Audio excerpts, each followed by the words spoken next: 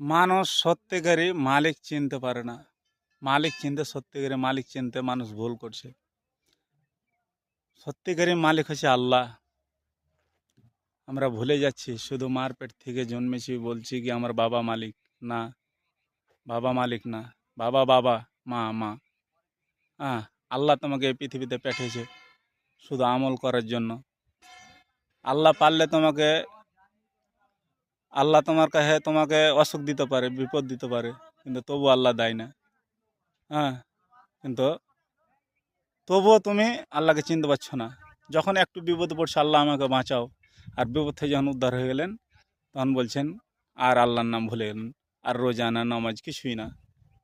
আপনারা ভুলে যাচ্ছেন কি আমার মাথার উপরে আল্লাহ আছে। ভুললে হবে না, নামাজ, রোজা, হজ, জাকাত আপনাকে সবই করতে হবে। আপনারা ভুলে যেন না। ভালো লাগলে লাইক, শেয়ার, কমেন্ট। আসসালামু আলাইকুম।